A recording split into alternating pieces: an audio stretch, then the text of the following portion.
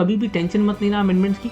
अगर इंस्टीट्यूट ने जैसे मोर देन 100 पेजेस प्लस की भी अमेंडमेंट दे दी है तो उसके अंदर चैप्टर्स निकल आते हैं। अगर अलॉटमेंट लग गई तो बढ़िया है, अगर अलॉटमेंट नहीं लगी तो फिर क्या मतलब, अब आपका पैसा रिफंड हो जाएगा। यहाँ से अच्छा पेपर आता है, अच्छे नंबर्स आते हैं। यहाँ से जो भी आपकी लिस्टेड इन्वेस्टमेंट होल्डिंग कंपनी है वो क्या करने वाली है, सारे के सारे अपने इक्विटी शेयर्स को ट्रांसफर करने वाली है। हेलो अच्छा पार्टी, कैसे हैं आप सब लोग भाई? जानदार, शानदार और जबरदस्त।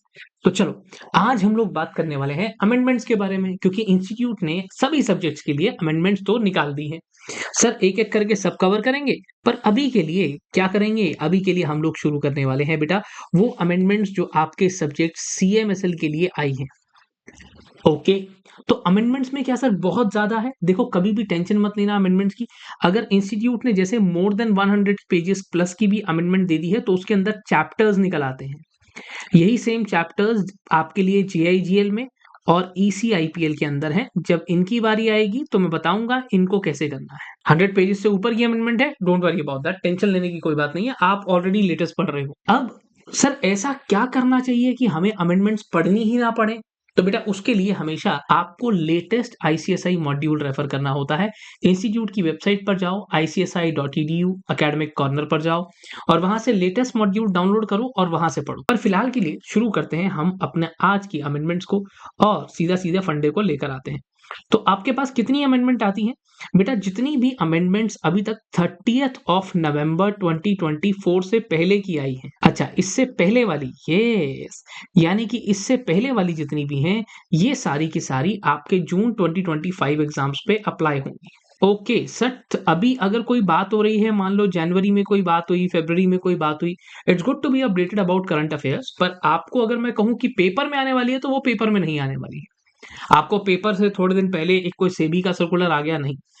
Each and every circular, notification, amendment order जो भी आपका ministry of corporate affairs, SEBI, RBI, central government मैं कहूं किसी ने भी 30th ऑफ नवंबर से पहले दिया है, relevant for the purpose of our syllabus, वो ही यहाँ पर आने वाली है। इसके बाद वाली पे कोई जाने की जरूरत नहीं है। अब सबसे पहले चलते हैं जो सबसे पहली अमेंडमेंट हमारे को देखने को मिली, इन सभी पेजेस के अंदर सभी चैप्टर्स में अमेंडमेंट आई। तो सर क्या क्या आई, मैं साथ में इंपॉर्टेंट अमेंडमेंट भी मार्क करवा दूंगा, तो कोई टेंशन वाली बात नहीं है, ठीक है। बढ़ते हैं बेटा, शुरू करते हैं। तो सबसे पहला चैप्टर हमारा बेसिक्स ऑफ कैपिटल मार्केट है। इसके अंदर आप बहुत सारी चीजें पढ़ते हो जो बेसिक्स हैं, प्राइमरी मार्केट, सेकेंडरी मार्केट, है ना, फाइनेंशियल मार्केट पढ़ते हो, आप इंस्ट्रूमेंट्स के बारे में थोड़ा सा पढ़ते हो, और इसके साथ ही साथ आप ये भी पढ़ते हो कि टाइप ऑफ इन्वेस्टर्स के बारे में हम बात करते हैं, क्वालिफाइड इंस्टीट्यूशनल बायर्स के बारे में हम बात करते हैं, हम बात करते हैं प्राइवेट इक्विटी के बारे में, हम लोग बात करते हैं सर इसी के बीच में एक बंदे के बारे में जिसे बोला जाता है AIF, यानी कि alternate investment fund. Absolutely correct. तो अब सेबी ने क्या किया, सेबी ने बोला कि सर हम इस ऑल्टरनेट इन्वेस्टमेंट फंड वाली रेगुलेशन के अंदर चेंज लेकर आए हैं। मैं कहा क्या लेकर आए हो? क्या सर हमारे पास AIF के अंदर 3 कैटेगरी होती हैं बेटा, category number 1, category number 2, category number 3। जिन बच्चों को नहीं याद, चलो आओ मैं आपको दिखा ही देता हूं। तो ये है बेटा आपका मॉड्यूल जिसके अंदर ये है आपकी डेफिनेशन ऑल्टरनेट इन्वेस्टमेंट फंड। इसमें पढ़ते पढ़ते हमने ये देखा कि ऑल्टरनेट इन्वेस्टमेंट फंड क्या है, एक कलेक्टिव इन्वेस्टमेंट। मैं कहता हूं कि भाई चलो एक बॉडी जो आपने बनाई वो करती क्या है, कुछ नहीं, बाकी सबसे पैसा इकट्ठा करती है और पैसा इकट्ठा करके आगे इन्वेस्ट कर देती है, यानी कि प्राइवेट पूल्ड इन्वेस्टमेंट फंड। अब चाहे वो इंडियन फंड से पैसा आया हो, फॉरेन रिसोर्सेज से आया हो, इस AIF को किसी भी फॉर्म में बनाया जा सकता है। It can be company, it can be body corporate, it can be LLP।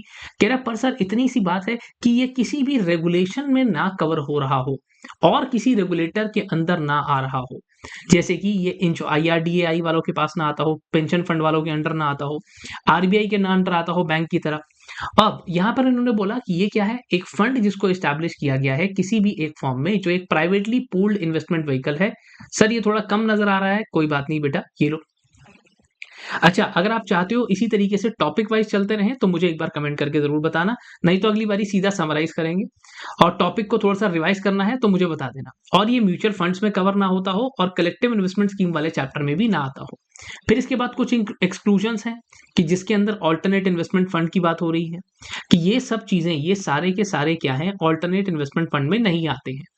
इसके बाद फिर बात होती है कैटेगरीज की। कैटेगरीज के अंदर अगर आप सबसे पहली कैटेगरी देखोगे तो बेटा यहाँ पर है वेंचर कैपिटल फंड। क्या ये इंक्लूड्स VCF, बोले तो वेंचर कैपिटल फंड। अब ये वेंचर कैपिटल फंड की अगर मैं बात करूं तो ये क्या करते हैं, कह रहा सर हमने वेंचर कैपिटल फंड की आपको डेफिनेशन प्रोवाइड कर दी।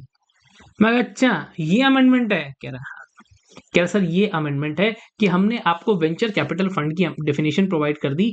तो डेफिनेशन क्या है कि वेंचर कैपिटल फंड का मतलब है एक ऐसा ऑल्टरनेट इन्वेस्टमेंट फंड जो बहुत ही छोटी कंपनीज होती हैं, जैसे कि अनलिस्टेड कंपनी है, स्टार्टअप है, या कोई अभी बहुत छोटी कंपनी है जो अभी बस निकल कर बाहर ही आई है, बहुत छोटा बच्चा होता है जैसे, और वो किसी भी तरीके से नए प्रोडक्ट या नई सर्विसेज देना चाहते हैं। कह रहा ओके, तो ऐसी कंपनीज के अंदर इन्वेस्ट करने के लिए हम क्या बोलते हैं, कौन से बंदे इन्वेस्ट करते हैं, कौन सी कैटेगरी ऑफ AIF इन्वेस्ट करती है, that is venture capital fund.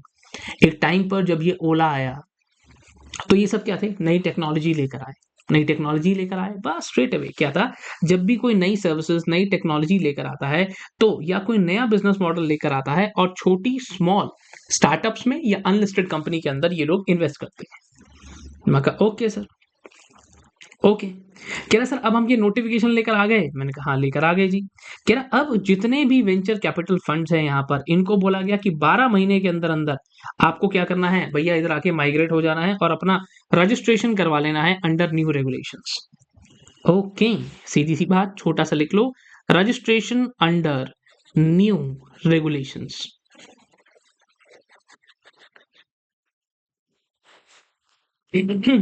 अब इसके साथ ही साथ सेबी ने ये भी बोला कि जैसे सेबी है भैया पूरे के पूरे मार्केट को रेगुलेट करता है, तो सेबी ने कहा मैं आगे चल के आपके लिए रिपोर्टिंग मेजर्स भी आपको बताऊं कि आपको कौन कौन से टाइम पे कौन कौन सी रिपोर्ट्स ऐसी हैं जो आपको फाइल करनी है। फिर उन्होंने ये बताया कि हम लोग रेगुलेशंस लेकर आए हैं, हम लोग अपनी अमेंडमेंट्स लेकर आए हैं। मैं कहा ठीक है।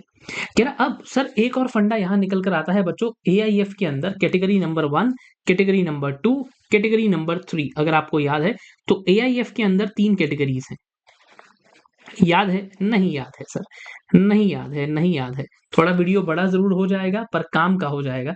कोई बात नहीं, मैं दिखाता हूँ बेटा, कोई बात नहीं, नहीं याद तो कोई बात नहीं, रिवीजन नहीं करते हो ना, रिवीजन करते होते तो सब याद होता, सब याद होता। हाँ ये कैटेगरी आपको याद है, AIF category number 1, category number 2, आपको कैटेगरी नंबर 1 पढ़ाई गई है ना। कैटेगरी नंबर 1 के अंदर कौन आता है, वेंचर कैपिटल फंड आते हैं, SME फंड आते हैं, आपके पास इंफ्रास्ट्रक्चर फंड आते हैं, सोशल सिचुएशन फंड आते हैं।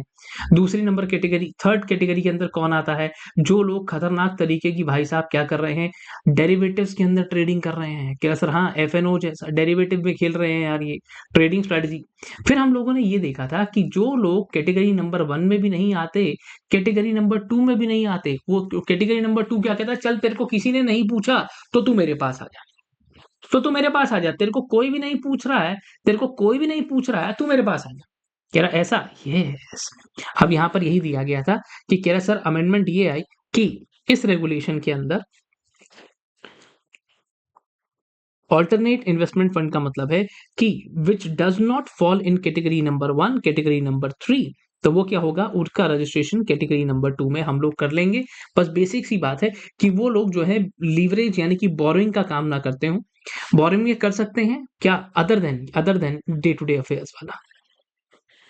ओके, जो लीवरेज या बोरोइंग ऐसे वाले काम ना करते हो, इसकी एक छोटी सी एक्सेप्शन भी है, यानी कि जब day to day operational activities वाला।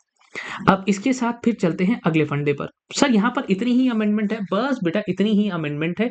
और अगर आप लेटेस्ट वाली बुक से पढ़ रहे हो अपनी, तो मैं फिर से आपको बताता हूँ, सामने देखो, सामने देखो, सामने ही देख रहे हैं सर, तो बस ठीक है। अगर आप लेटेस्ट वाली बुक से पढ़ रहे हो तो ये डेफिनेशन आपके पास पहले से ही गिवन है, ये डेफिनेशन गिवन है। हाँ ये डेफिनेशन तो गिवन है। अगर कभी भी लेटेस्ट वाली बुक से पढ़ रहे होते हो तो बहुत सारी चीजें आपको नहीं करनी पड़ती हैं, इसलिए हमेशा कोशिश करें कि लेटेस्ट वाले मॉड्यूल को ही रेफर करें। यहाँ पर अगर आपसे पूछता है तो ये पुरानी डेफिनेशन है फिलहाल जो मैं भी आपको दिखा रहा हूँ, लेटेस्ट वाली दिखा दोगे तो और अच्छी बात है। और मैं हमेशा से एक ही चीज कहता हूँ कि कभी भी कोई भी चैप्टर हो, सारी की सारी डेफिनेशन जो है वो 2 नंबर ही है।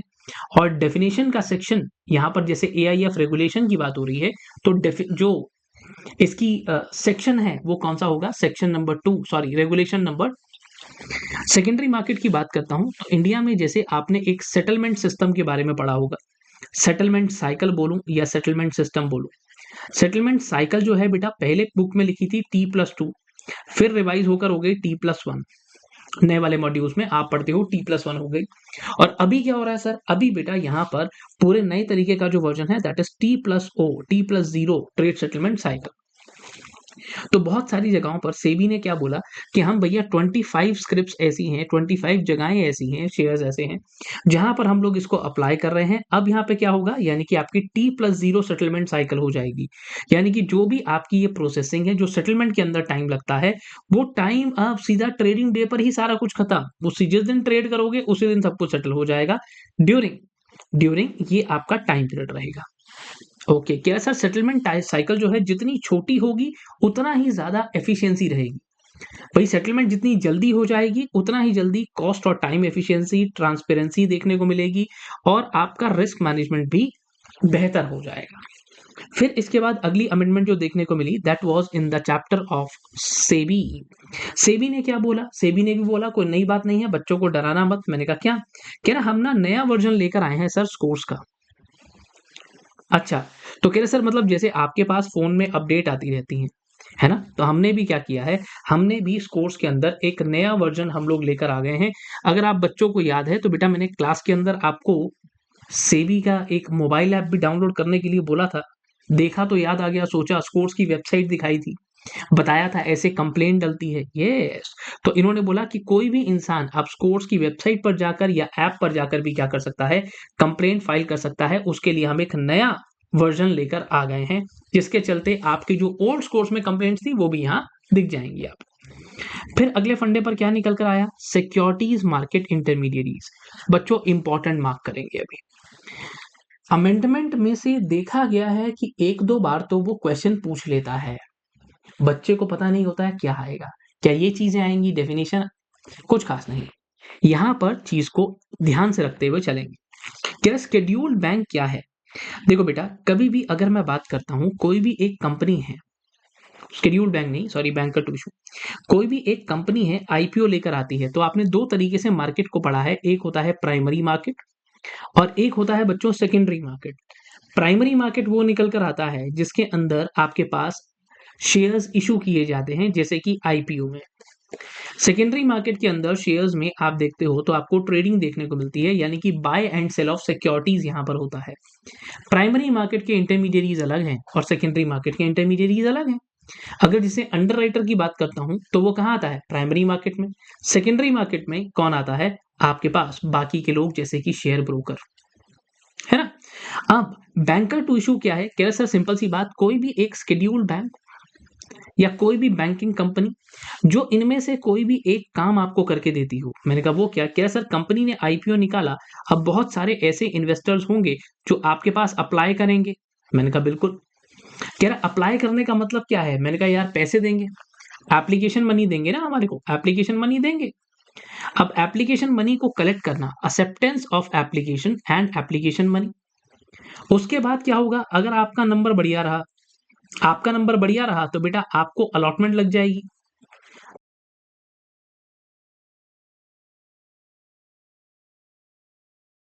जिस बैंक अकाउंट से पेमेंट करी थी उसी बैंक अकाउंट में आपको रिफंड वापस से क्रेडिट हो जाएगा, यही होने वाला है। यानी कि एक्सेप्टेंस ऑफ अलॉटमेंट या रिफंड ऑफ एप्लीकेशन मनी। अब इसी कंपनी ने अगर कल को चल के क्या किया, कभी डिविडेंड डिक्लेयर किया तो डिविडेंड यहां तक पहुंचाना पड़ेगा।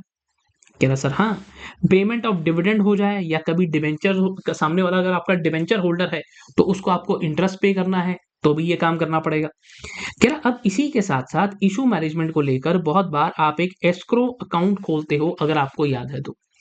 एस्क्रो अकाउंट नया टर्म नहीं है बेटा। एस्क्रो अकाउंट इशू आईपीओ में, बायबैक में, डी लिस्टिंग में, आपके ओपन ऑफर में, आप बहुत सारी जगहों पर इसे देखोगे। एस्क्रो अकाउंट कहाँ खुलता है, किसी एक बैंक के पास ही खुलता है। ओके, है ना, for the purpose of IPO में, एफपीओ में ये एस्क्रो अकाउंट इन्हीं के पास खुलेगा। कह रहा अच्छा, तो कह रहा सर यही इन तीन बातों का ध्यान रखना। और ये पॉइंट तो ऐसा है, any other activity as may be prescribed by board, इसको तो कभी मर्जी उठाकर ये थर्ड वाला पॉइंट कहीं भी फिट कर देना, कहीं भी फिट कर दूं। अब ये अलग बात है कि एग्जामिनर आपकी इस बात को माने, आपको, है ना, आपको भाई नंबर दे इस बात का या नहीं दे, वो अलग बात है। अब क्या बात निकल कर आती है, कह रहे सर फिर आती है एक और अमेंडमेंट। अगली अमेंडमेंट पे चल रहा हूं जो कि लीड मैनेजर की बात करता है। यहाँ पे बात क्या कर रहा है, मर्चेंट बैंकर की।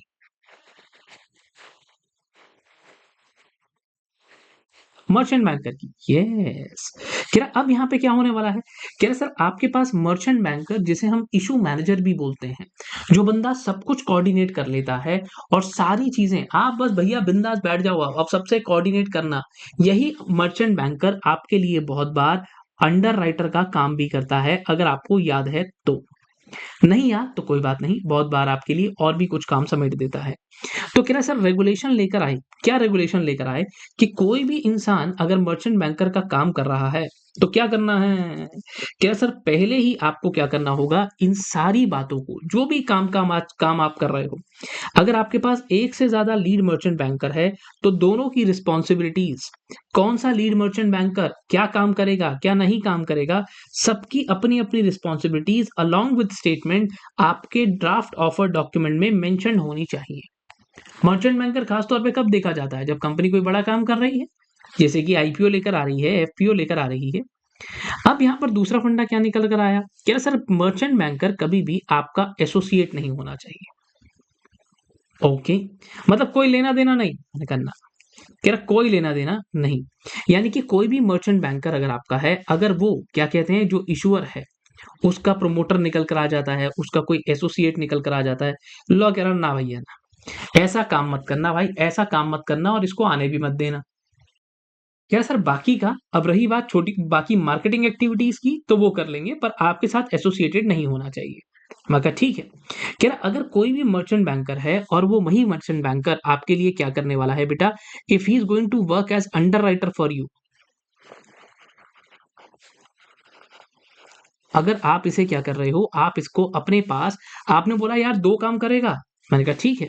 अगर ये आपके लिए आपने इसे बुलाया और आप इससे अंडर राइटर का काम करवाना चाह रहे हो, कह रहा सर कोई बात नहीं, कोई बात नहीं, कह रहा करवा लो, मैंने कहा बिल्कुल करवा लो यार, बिल्कुल करवा लो, करवा सकते हैं, कह रहा करवा सकते हैं। कह रहा बट अगर आपने इसके साथ क्या करना पड़ेगा, एक एग्रीमेंट करना पड़ेगा, और जो भी आप ये सिक्योरिटीज को सब्सक्राइब करेगा before the basis of allotment, कि अगर आप कभी भी अलॉटमेंट करते हो तो उसके पीछे एक कैलकुलेशन है, उसके पीछे बेसिस यानी कि क्राइटेरिया निकाला जाता है कि अलॉटमेंट किस बेसिस पर होने वाली है, उससे पहले ही। कह रहा अगर हम लोग बात करें सर, फिर ये तो बड़ा अटपटा सा था, कोई बात नहीं बेटा कोई बात नहीं, अमेंडमेंट्स के अंदर चीजें ऐसी ही आती हैं, इसलिए बैंकर टू इशू वाली पे अभी तक इंपॉर्टेंट मार्क करवाया है। इसके साथ साथ जो भी आपका मर्चेंट बैंकर है, उस मर्चेंट बैंकर को ये भी बोला गया कि भैया आपको एक काम करना है, मैंने कहा वो क्या काम करना है, कह रहा आपको सबमिट करना होगा, क्या सबमिट करना होगा, सेबी को।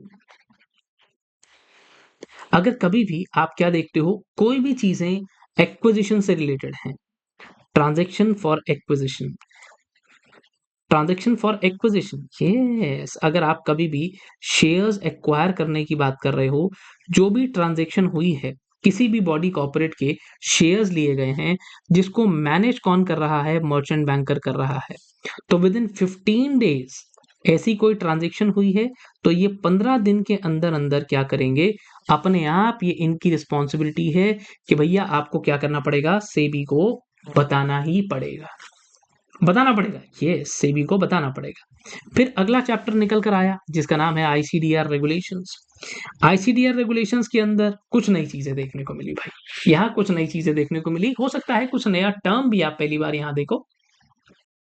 देखो बच्चों को क्या होता है, बाउंसर मारता टॉपिक, कैसे बाउंसर मारता है, जब बच्चा कहता है कि सर सेबी आईसीडीआर रेगुलेशंस तो पढ़ी, पर वहां पर क्या हुआ, जो एक टर्म था सोशल ऑडिटर या सोशल ऑडिट फर्म, इस वर्ड को हटाकर नया वर्ड ये लेकर आ गए जिसे हम बोलते हैं सोशल इम्पैक्ट असेसर या सोशल, बस ऑडिट वर्ड को हटाकर, ऑडिटर को हटाकर इम्पैक्ट असेसर वर्ड डाल दिया गया, ये नया वर्ड आया। ओके, तो सर ये कहां पर था यार, ये टॉपिक हमने कहां पर पढ़ा है, अरे बाबा रे बाबा, ये टॉपिक आपने नहीं पढ़ा आज से पहले, ऐसे कैसे हो सकता है, ये तो असंभव काम हो जाएगा। सामने देखो, सामने देखो, देखो सोशल स्टॉक एक्सचेंज आपने पढ़ा है, सोशल स्टॉक एक्सचेंज क्या है, आपने यहाँ पर पढ़ा कि भाई जहां पर भी हम लोग क्या कर रहे हैं, भाई एक एनपीओस के लिए एक हमने नेशन वाइड ट्रेडिंग टर्मिनल बना दिया, जहां पर ये लोग आ सकते हैं, क्या कर सकते हैं, खुद का रजिस्ट्रेशन कर सकते हैं, खुद का रजिस्ट्रेशन करवा सकते हैं, या तो वहां पर फंड्स रेज कर सकते हैं, या तो सिर्फ और सिर्फ they can get themselves identified, खुद को वहां पर ले जाकर आइडेंटिफाई भी करवा सकते हैं as a social stock exchange. अब रही बात दूसरी, तो यहाँ पर क्या होता है, क्या सर, क्वेश्चन ये पहले भी आया हुआ है, वैसे पेपर में आया ये क्वेश्चन, ये सोशल एंटरप्राइज, सोशल इंटेंट होना चाहिए भैया, बाकी आपकी मर्जी है, आप कैसे भी हो। इनमें से आप कोई भी एक काम करते हो, जैसे कि इराडिकेटिंग हंगर, पॉवर्टी, माल न्यूट्रिशन, इनइक्वालिटी, इन चीजों के ऊपर आप काम करते हो, फिर उसके बाद ये कंडीशन आपको अच्छे से पता होनी चाहिए 67% वाली। और अगला फंडा क्या निकल कर आता है, कह रहा सर अब यहाँ पर जो बात निकल कर आती है, कह रहा सर ये आई है अमेंडमेंट। सबसे पहले ये बात भी पहले की है कि आप अपना रजिस्ट्रेशन करवा सकते हो, कहाँ, सोशल स्टॉक एक्सचेंज पे। उसकी अपनी कुछ मिनिमम रिक्वायरमेंट्स हैं, वो सेबी आपको बता देगा। कह रहा सर आप अगर fund raising by social enterprise, बच्चों अगर कोई भी ऑर्गेनाइजेशन ऐसा है जो एनपीओ है, और अब वो क्या करता है, सोशल स्टॉक एक्सचेंज पर जाकर पैसा रेज करता है, यानी कि फंड्स रेज करता है। कैसे फंड्स रेज कर सकता है, क्या सर, ये यहां जाकर अपना zero coupon zero principal instrument को इशू कर सकता है। ओके, क्या सर, या तो फिर क्या हो सकता है, अगर इसको पैसे चाहिए तो ये पैसे भी रेज कर सकता है, डोनेशन आ सकती है इसके पास म्यूचुअल फंड स्कीम से, या किसी और तरीके से। तो ठीक है, ओके। क्या अब जो भी पैसा इन भाई साहब के पास आएगा, जो भी पैसा इन भाई साहब के पास आएगा, अब इसके अंदर चेंज क्या आया, एक इन एलिजिबिलिटी को ऐड कर दिया गया। यहाँ पर कोई भी प्रोमोटर वगैरह जो है वो डीबार्ड ना हो, और इसके साथ ही साथ क्या है कि आपके एफईओ ना हो, विलफुल डिफॉल्टर ना हो, ये पहले भी था। इसके साथ ही साथ ये जो जीरो प्रिंसिपल इंस्ट्रूमेंट्स हैं, ये कोई और इशू नहीं कर सकता, ना कोई कंपनी इशू कर सकती है, ना कि कोई और सिर्फ ये एनपीओ जो सोशल स्टॉक एक्सचेंज पे रजिस्टर्ड है, ये एक स्पेसिफिक फीचर है। कह रहा अच्छा, कह रहा सर यहाँ पर क्या है, कह रहा सर सीधा सीधा इसके ऊपर कोई कूपन नहीं है, कोई कूपन नहीं है। बोले तो कूपन याद है आपको, कूपन क्या होता था, एफसीसीबी ऐसा कुछ पढ़ा होगा मेरे साथ कहीं पर, coupon word, interest payment, yes.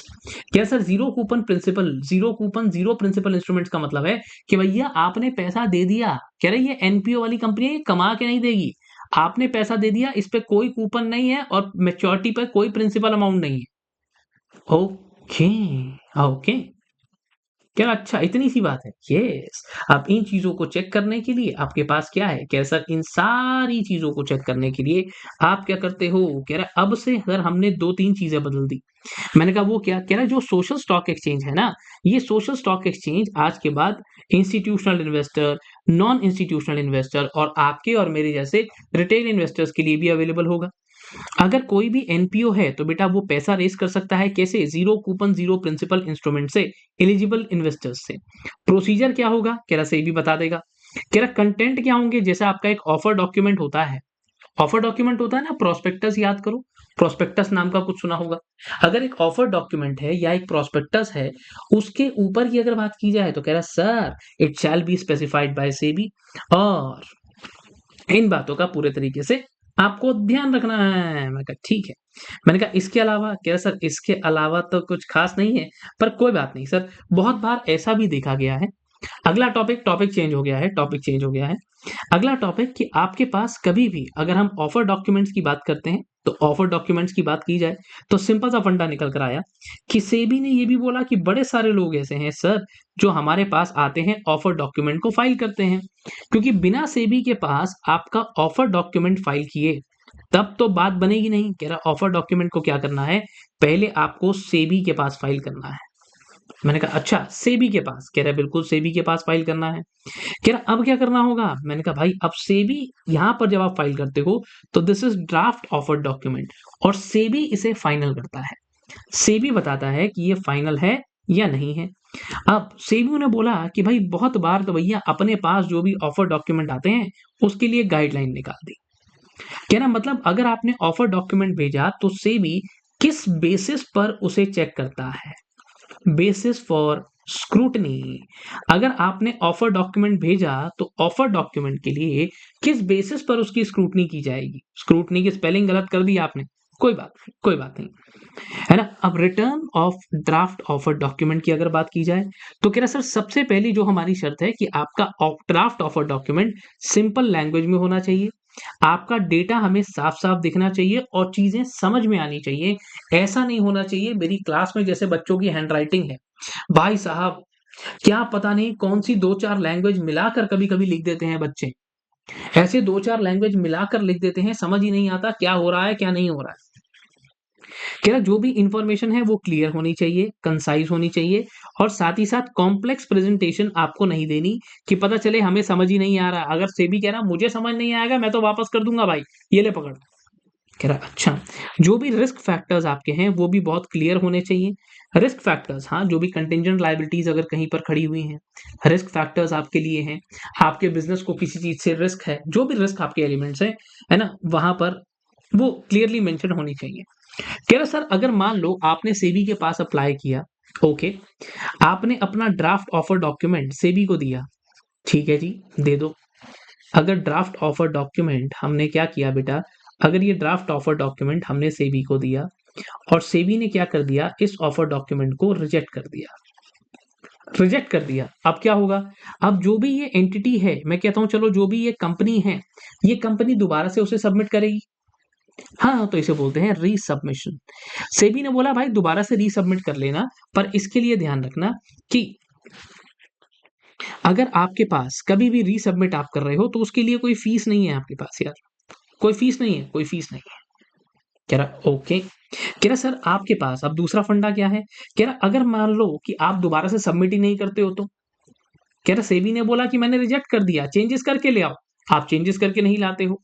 Oh! Non submission of draft of a document after return, तो आपको मेरी फीस वापस कर दो, तो फीस वापस नहीं होगी। There will be no refund. Okay, okay. कह रहा सर अगर मान लो कोई भी इश्यूअर है और ऐसी बात अगर निकल कर आ जाती है कि आपका ऑफर डॉक्यूमेंट रिजेक्ट हो गया, ऑफर डॉक्यूमेंट हुआ रिजेक्ट, अब आपने दोबारा से रीसबमिट करा, तो जैसे ही आपने रीसबमिट करा within 2 days of resubmission of offer document with SEBI, आपको एक पब्लिक अनाउंसमेंट देनी होगी जैसे आप अपनी आईसीडीआर रेगुलेशंस में देते हो, ठीक उसी तरीके से। ओके, और साथ ही साथ सेक्टोरल रेगुलेटर्स को भी आपके बताना होगा। ये क्या होते हैं सर? जैसे कि अगर मैं आपको बोलूँ इंश्योरेंस कंपनी, तो इंश्योरेंस कंपनी के लिए सेक्टोरल रेगुलेटर कौन है? आईआरडीएआई। अगर यही बैंक है तो उनके लिए रेगुलेटर कौन है? Sir RBI. तो अपने-अपने मम्मी-पापा को, अपने-अपने सेक्टोरल रेगुलेटर को ये बात बताना भूलना नहीं। अच्छा, फिर बात क्या निकल कर आई, एक और फंडा आया कि सेबी आईसीडीआर रेगुलेशंस हम लोग पढ़ते हैं बेटा, इसी के अंदर एक और चेंज देखने को मिला। मुझे ज़रूर बताना, ऐसे समझोगे, टॉपिक समेत समझ रहे हो या फिर कहीं पर भी अगर लगता है और एक्सप्लेनेशन चाहिए, ठीक है? तो अगली वाली पे और एक्सप्लेनेशन भी डाल देंगे। वैसे आप कमेंट सेक्शन में अपने डाउट्स भी मुझसे पूछ सकते हो, कोई टेंशन वाली बात नहीं है। कह रहा सर प्रोमोटर कंट्रीब्यूशन पढ़ा है आपने? मैंने कहा हाँ। कह रहा कितना होना चाहिए? मैंने कहा 20% हमने पढ़ा था यार। अच्छा, अच्छा, अच्छा, अच्छा। कह रहा अगर मान लो किसी भी तरीके से प्रोमोटर कंट्रीब्यूशन जो आपका है वो कितना होना चाहिए? 20% होना चाहिए। पर अगर किसी हाल में प्रमोटर के पास इतना पैसा नहीं है, अगर पोस्ट इशू कैपिटल का 20% होना चाहिए, पर किसी हाल में बच्चों इसके पास इतना पैसा है ही नहीं। ये कह रहा अब क्या करूं यार? If this is less than 20% तो मदद ली जा सकती है। किन किन से मदद ली जा सकती है? जैसे ऑल्टरनेट इन्वेस्टमेंट फंड से, फॉरेन वेंचर कैपिटल इन्वेस्टर से, बैंक से, पब्लिक फाइनेंशियल इंस्टीट्यूशन से और इंश्योरेंस कंपनी से, या किसी भी non individual public shareholder से। Non individual public shareholder कैसा होना चाहिए? ऐसा बंदा होना चाहिए जो ऑलरेडी आपकी कंपनी में कम से कम 5% होल्ड कर रहा है। 5% का मालिक ऑलरेडी है, यस। तो इस बंदे को हम बोल सकते हैं कि भैया अपने पास तो पैसा नहीं है, तुम लोग पैसा लगाओ और क्या करो? कह रहा सर अब आप भी प्रोमोटर ग्रुप में आ जाओगे। मैंने कहा ऐसा जो भी शॉर्टफॉल है, ठीक है? जो भी शॉर्टफॉल है उसके अंदर कितना लिया जा सकता है? कह रहा सर मैक्सिमम टू 10%, मैक्सिमम 10% आप यहाँ पर ले सकते हो। आप प्रमोटर में भी नहीं आओगे, you will straight away like non identified promoter है। हाँ, सीधी बात है, आप अनआइडेंटिफाइड प्रमोटर में आ जाओगे। Without being identified as promoter आप मैक्सिमम 10% कंट्रीब्यूट कर सकते हो। मतलब ये सब लोग जो हैं, ये सब लोग इतना कंट्रीब्यूट कर सकते हैं, बस ये इनका नाम भी नहीं आएगा प्रमोटर में ना, नहीं आएगा। अदर देन प्रमोटर, ठीक है। कह रहा अब जो भी पैसा यहाँ पर लगाया गया, किसी ने भी अगर यहाँ पर पैसा लगाया, तो बेटा जहां पर भी आपने जिस भी बंदे से हेल्प ली, चाहे वो ऑल्टरनेट इन्वेस्टमेंट फंड वाला है, फॉरेन वेंचर कैपिटल है, बैंक है, पीएफआई है, इंश्योरेंस कंपनी है, तो जिस भी बंदे ने आपको यहाँ पर पैसा दिया है, तो उसके पैसे को हम क्या कर देंगे, ताला लगा देंगे, यानी कि कुंडी लगा देंगे सर, लॉक कर देंगे for a period of 18 months, 18 महीने from the date of allotment. 18 महीने के लिए लॉक कर दिया जाएगा, बिल्कुल 18 महीने के लिए पैसे को हम क्या करेंगे, लॉक कर देंगे। कह रहा सर पर अगर मान लो आपके पास जो चीज निकल कर आती है, हमारे को पता चलता है कि सर जो पैसा आपने लिया, वो पैसे को आप कैसे यूज कर रहे हो, it is being use for capital expenditure. तो बेटा एक पब्लिक इशू में दो चीजें निकल कर आती हैं। पहली निकल कर आती है कि फ्रेश इशू ऑफ शेयर्स, दूसरा आता है offer for sale by promoters. जो आपका ऑफर फॉर सेल वाले को हटा दें। हाँ, कह रहा सर अब यहाँ पर क्या होता है, excluding the portion of offer for cell. कह रहा सर तो ऐसे मामले के अंदर हम लोग क्या करने वाले हैं, 3 साल का लॉक इन पीरियड आपके लिए रखने वाले हैं। ओके, जनरली जो है सर वो 18 महीने है, बिल्कुल। अब यहाँ पर अगर मेजॉरिटी ऑफ इशू प्रोसीड्स की मैं बात करूं, ज्यादातर पैसा एक्सक्लूडिंग ओएफएस वाला, तो अगर आप कैपिटल एक्सपेंडिचर करोगे तो हम लोग क्या करेंगे, है ना। कह रहे सर तो हम आपको 3 साल का लॉक इन पीरियड लगा कर दे देंगे, 3 साल का लॉक इन पीरियड, यस। अब अगर मान लो अब जैसे कभी देखते हो आपकी प्रॉब्लम हो गई, तो कह रहे सर वैसे तो आपका आईपीओ हो या एफपीओ हो, 3 वर्किंग डेज 3 वर्किंग डेज के लिए ओपन रहता है। ये क्या है, ये तो हुआ मिनिमम। और अगर मैक्सिमम की बात की जाए, कह रहा सर मैक्सिमम की बात अगर की जाए, तो it can remain open for maximum 10 working days. 10 working days के लिए ओपन रहता है। मैंने कहा ओके। अब इतने में क्या हो रहा है, क्या सर मान लो कि कोई दिक्कत हो जाती है, यानी कि फोर्स मेजर हो जाता है, बैंकों की स्ट्राइक हो जाती है, या किसी भी तरीके से कोई आप कहते हो भूकंप आ गया, तूफान आ गया, ना ही हो ऐसा, तो आपका जो ये टाइम पीरियड है उसे एक्सटेंड किया जा सकता है। यानी कि जो भी इशूअर है इस टाइम पीरियड को एक्सटेंड कर सकता है। कितना टाइम के लिए, कह रहे सर आपका चाहे रेड हेरिंग प्रोस्पेक्टस है, चाहे बुक बिल्डिंग इशू है, बुक बिल्ट इशू भी बोलते हैं, या फिक्स प्राइस इशू है, कम से कम मिनिमम पीरियड ऑफ 1 डे, एक दिन से कम बढ़ा सकते हो। तो यानी कि plus minimum 1 working day, 1 working day से हम इसे एक्सटेंड कर सकते हैं। कह रहा अच्छा ऐसा भी है, यस ऐसा भी है। फिर दूसरी बात और निकल कर आई कि आपके पास प्राइसिंग को लेकर कुछ चीजें निकल कर आती हैं, प्राइसिंग को लेकर क्यूआईपी की। कह रहा अच्छा ओके। कह रहा सर इसके साथ ही साथ फिर हम लोग प्रोमोटर कंट्रीब्यूशन पे आ जाते हैं, जो कि किसके लिए है बेटा, ये प्रोमोटर कंट्रीब्यूशन आपका स्मॉल और मीडियम एंटरप्राइज के लिए है। अच्छा एक और चीज, अगर किसी बच्चे ने चैप्टर ही नहीं पढ़ा तो अमेंडमेंट्स पे आना चाहिए, नहीं आना चाहिए। आप पहले चैप्टर पढ़ो फिर अमेंडमेंट पे आओ। कह रहा अगर एसएमई है, मैंने कहा तो भी ये पूरा का पूरा फंडा सेम है। कह रहा सेम है, कह रहा सर वही प्रमोटर की जो शेयर होल्डिंग है वो कितनी होनी चाहिए, 20% होनी चाहिए। अगर नहीं है इतना पैसा तो क्या करें, कोई बात नहीं, किसी ऑल्टरनेट इन्वेस्टमेंट फंड से, फॉरेन वेंचर कैपिटल इन्वेस्टर से, बैंक से, या पब्लिक फाइनेंशियल इंस्टीट्यूशन से, इंश्योरेंस कंपनी से, या किसी भी ऐसे non individual public shareholder से मदद ले लो जो ऑलरेडी आपकी कंपनी का 5% का मालिक है, इंडिविजुअल है या नॉन इंडिविजुअल है। कह रहा वो लोग आपका कवरेज कर सकते हैं, मैक्सिमम 10% की मदद वो आपको कर सकते हैं। ओके, जिसके अंदर हम लोग उनका नाम प्रमोटर में नहीं लिखेंगे। वही बात लिख दी सर, वही बात लिख दी। प्यार करता है आईसीएसआई अपने से, प्यार करता है। देखो फिर उसके बाद अगर मैं बोलता हूं कि आपके पास स्मॉल और मीडियम एंटरप्राइजेस अगर निकल कर आते हैं, तो हाँ, कह रहा सर तो ऐसे मामले में क्या होगा, तो आपके पास कोई भी इंसान है तो हम लोग क्या करने वाले हैं, कह रहा सर आपका जो भी पैसा निकल कर आता है, प्रमोटर के पास जो भी पैसा निकल कर आता है उसे लॉक कर देंगे।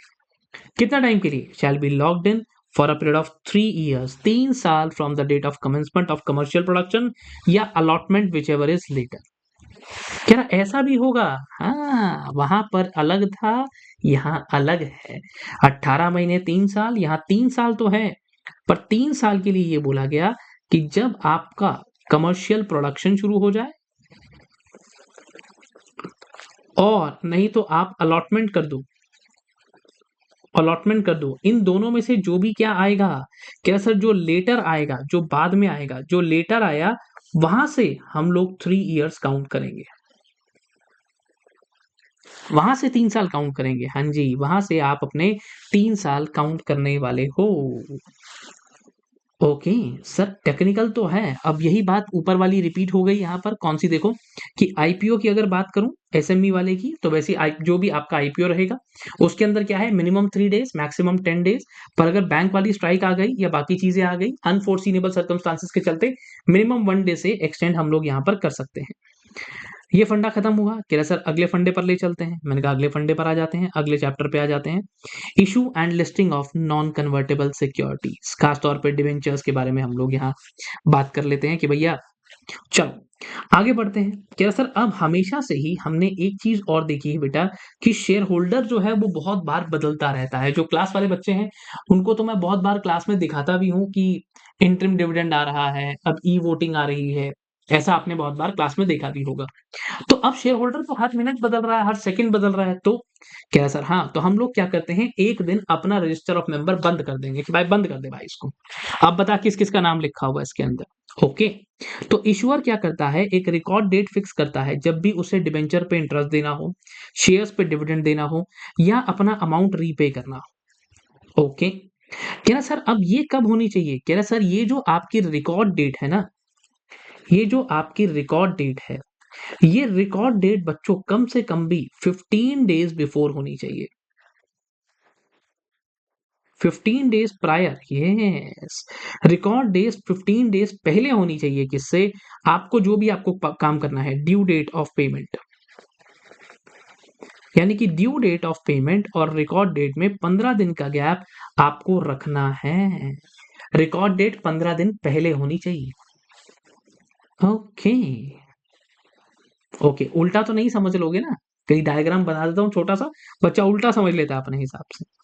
कह रहा अच्छा, कह रहा कोई भी कॉर्पोरेट एक्शन अगर आप कर रहे हो तो 15 दिन का टाइम यहाँ पे आपको रखना होगा। कह रहा अब इसके साथ ही साथ बस कुछ छोटी छोटी चीजें हैं बेटा, डिबेंचर ट्रस्टी के लिए आई कि डिबेंचर ट्रस्टी को ड्यू डिलिजेंस करना होता है, और आपको क्या करना होता है, ड्राफ्ट ऑफर डॉक्यूमेंट फाइल करना होता है, being a debenture trustee stock exchange के पास। तो आपको क्या करना है, कह रहा सर अगर सिक्योर्ड डिबेंचर है तो फॉर्मेट ए, और अनसिक्योर्ड डिबेंचर है तो आपके पास क्या है, दूसरे तरीके से शेड्यूल 4 और शेड्यूल 4A।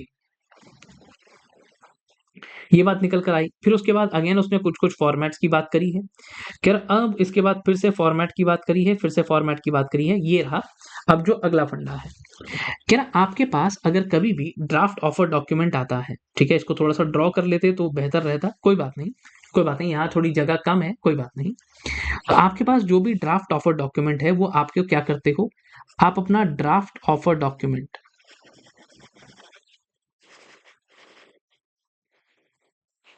कहाँ फाइल करते हो बेटा,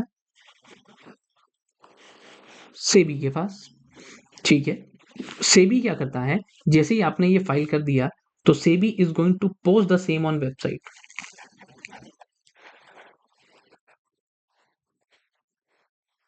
सेबी आपकी अपनी वेबसाइट पर इसे पोस्ट कर देता है। वेबसाइट पर पोस्ट करने के बाद क्या होता है, it remains open for public comment 5 दिन के लिए, है ना, 5 दिन के लिए हम इसे ओपन कर देते हैं। ओके, पहले आप क्या लिखते थे, 7 दिन लिखते थे। This period is reduce from 7 working days. अभी क्या लिख रहे हो, अभी आप लिख रहे हो 5 डेज। 5 दिन के लिए आप यहां पर ये काम करने वाले हो। कह रहा ओके,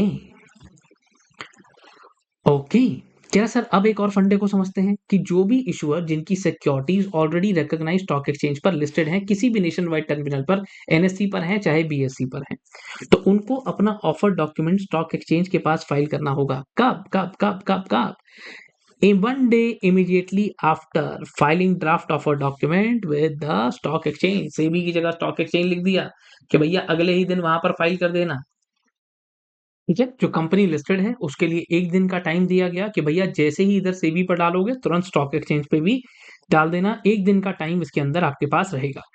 इसके साथ साथ इशूअर को ये भी बोला गया कि बेटा एडवर्टीजमेंट देनी है आपको। एडवर्टीजमेंट कहाँ पर, जो भी आपके न्यूज़पेपर्स हैं, इलेक्ट्रॉनिक मोड में देना चाहो ऑनलाइन न्यूज़पेपर में, और साथ ही साथ आपकी अपनी वेबसाइट पर, और जो भी आपका स्टॉक एक्सचेंज है जहां पर भी आप लिस्टेड हो या लिस्ट होने जा रहे हो उसकी वेबसाइट पर भी ये होना चाहिए।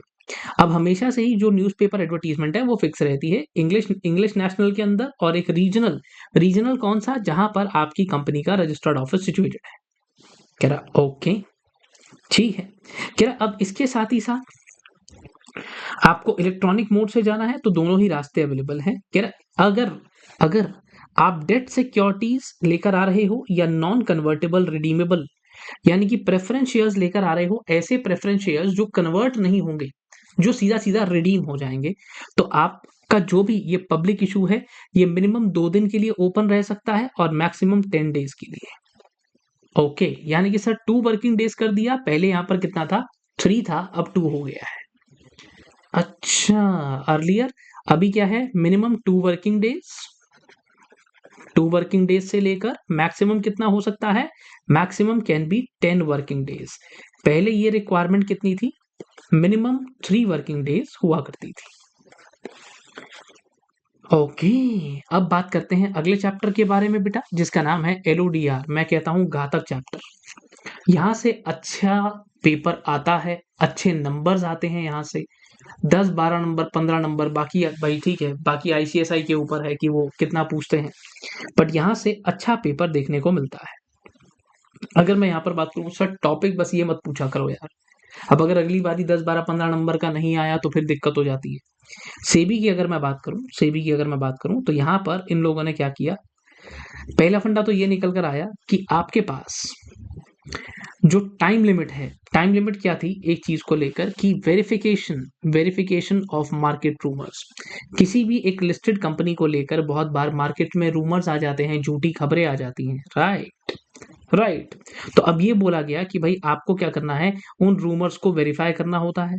हाँ हाँ, तो पहले क्या था? ये टाइम लिमिट आपके पास अलग हुआ करती थी, दैट वाज 1 फरवरी 2024। उस टाइम लिमिट को बढ़ा दिया गया और 1 दिसंबर कर दिया गया। तो ये कुछ खास अपने लिए नहीं है।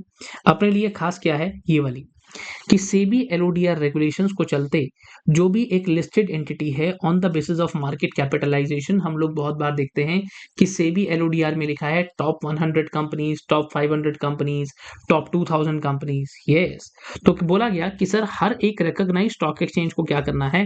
At end of the calendar year, यानी कि 31 दिसंबर को एक लिस्ट बनानी है एंटिटीज की, एक लिस्ट बनानी है। हाँ, और उनकी रैंकिंग डिसाइड करनी है on the basis of market capitalisation. Okay, अब ये रैंकिंग जो बनानी है उसके लिए टाइम पीरियड कितना लेना है? रैंकिंग बनाने के लिए टाइम पीरियड जो उनका लेना है दैट इज 1 जुलाई से लेकर 31 दिसंबर तक। ओके, कह रहा सर अब यहाँ पे क्या होने वाला है? कह रहा सर अब ये पहली बार हो रहा है, यानी कि अब सीधा सीधा आपके पास जब भी, अब ये जो आपने रैंकिंग बना दी, ये जो रैंकिंग बना दी, इसके अकॉर्डिंग अगर कोई कंपनी टॉप पहले 500 में आती थी, अब टॉप 100 में आ गई। कह रहा सर अब ये रैंकिंग जो है ये सीधा सीधा अप्लाई हो जाएगी। जो भी आपने ये न्यू रैंकिंग निकाली, न्यू रैंकिंग के अकॉर्डिंग आपकी लिस्टेड कंपनी को काम करना पड़ेगा। Will apply to listed company. मैंने कहा कब अप्लाई होगी ये लिस्टेड कंपनी पर? जिसकी रैंकिंग बदल गई। भाई ऐसा भी तो हो सकता है किसी की बेटर हो गई तो किसी की खराब हो गई, रेटिंग की तरह है। तो कह रहे सर अगर खराब हो गई तो? मैंने कहा कोई बात नहीं, कोई बात नहीं। तो ये अप्लाई होगी आफ्टर 3 मंथ्स फ्रॉम December 31, यानी कि 1 April, और immediate next financial year, that is whichever is later. हाँ, वॉच एवर इज लेटर, बात तो एक ही निकल कर आ गई सर। हाँ, बात तो एक ही निकल कर आ गई। जो भी खैर फाइनेंशियल ईयर तो हम एक ही फॉलो करते हैं। कि आपको सबसे पहली बात क्या करना है? कह रहा सर सारे सिस्टम्स आपके पास इन प्लेस होने चाहिए, ताकि जो भी हम आपके ऊपर रेगुलेशंस अप्लाई कर रहे हैं या जो भी आपको काम करने के लिए कहा जा रहा है अंडर सेबी एलओडीआर, वो आप बड़े ही आराम से, बढ़िया आपके पास सिस्टम सेट होना चाहिए ताकि आप ये सब चीजें कर पाओ। जैसे कि आपकी जो बिजनेस रिस्पॉन्सिबिलिटी और सस्टेनेबिलिटी रिपोर्ट है। कह रहा सर हाँ हाँ, इसकी बात होती है। यस, तो यही बोला गया कि लिस्टेड एंटिटी जो पहली बार ये काम कर रही हैं उनके पास प्रॉपर सिस्टम्स अभी से बनाकर भैया तैयार रख लेना। 3 महीने फ्रॉम December 31 और before 1 April, whichever is later, sorry, वहां से आपको ये काम करना शुरू करना होगा। अब इसके साथ ही साथ क्या किया गया कि लिस्टेड एंटिटी को सारे के सारे रेगुलेशंस, क्योंकि नई मार्केट कैप आएगी तो नई मार्केट कैप के हिसाब से, आपकी नई रैंक के हिसाब से अब आपको सारे लॉस को दोबारा से देखना होगा। ठीक है। क्या सर अगर मान लो मान लो कि एक बार आप रैंकिंग में आ गए टॉप 1000 वाली में, ठीक है, अगली बारी नहीं आए तो लॉ नहीं मानोगे? मैंने कहा नहीं नहीं नहीं नहीं नहीं। अब पहले तो ये रेगुलेशन नंबर 3 थी जो कहती थी कि टॉप 1000 में आ गए तो लॉ अप्लाई हो गया, अगली बारी नहीं आए तो कह रहा कोई बात नहीं। क्या अगर ये रेगुलेशंस किसी बंदे पर, किसी लिस्टेड एंटिटी पर अप्लाई हो गई on the basis of market capitalisation, कह रहा ठीक है। कह रहा और बाद में जाके फिर क्या हो रहा है?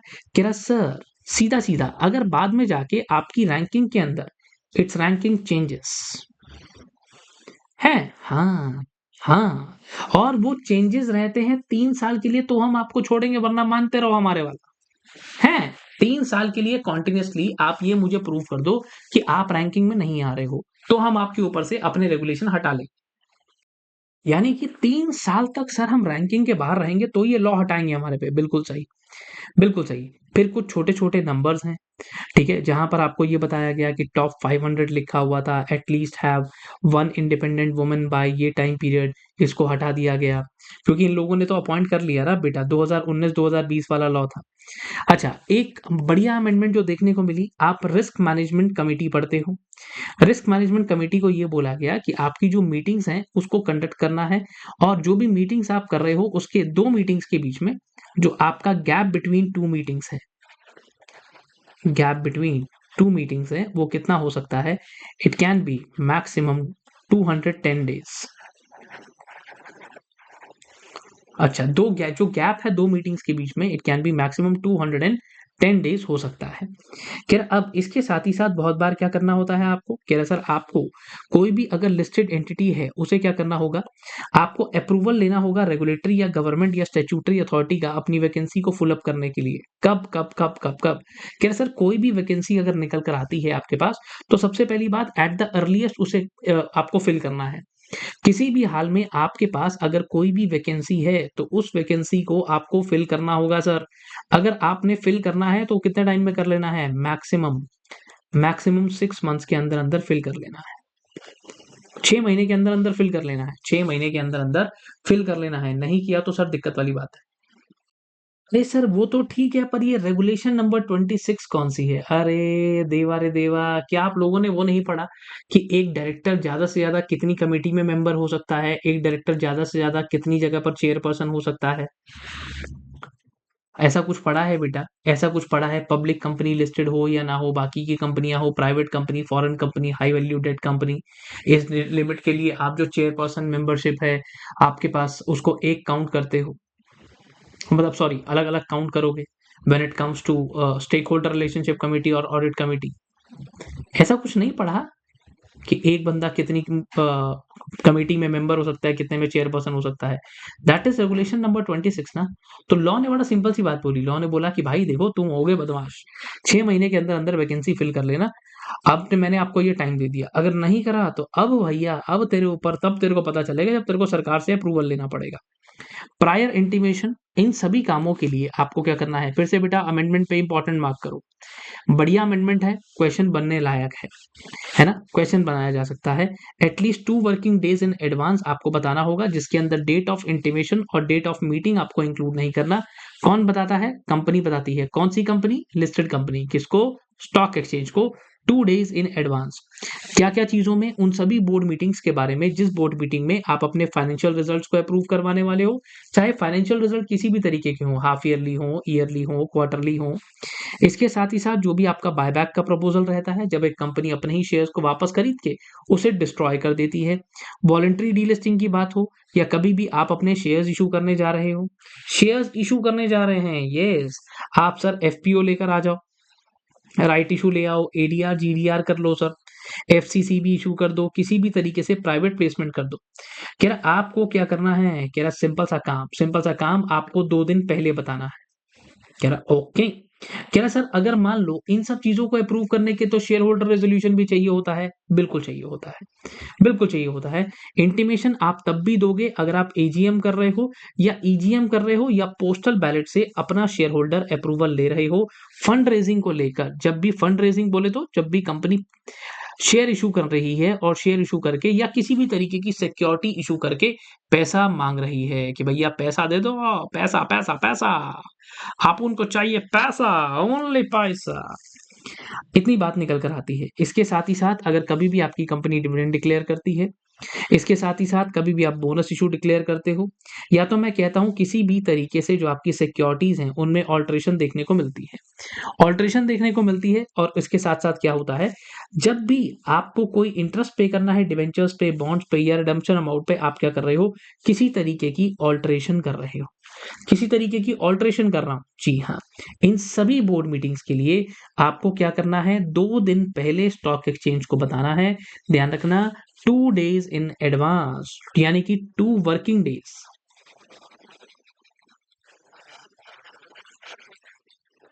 2 वर्किंग डेज एडवांस में बताना है, जिसके अंदर आपका date of intimation, date of meeting, ये दोनों काउंट नहीं होने चाहिए।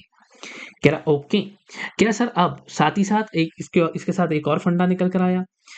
कह रहा ओके, कह रहा आपको सर टॉप 100 या टॉप 250 कंपनी में आते हो आप? मैंने कहा हाँ, आ जाते हैं। तो क्या हुआ?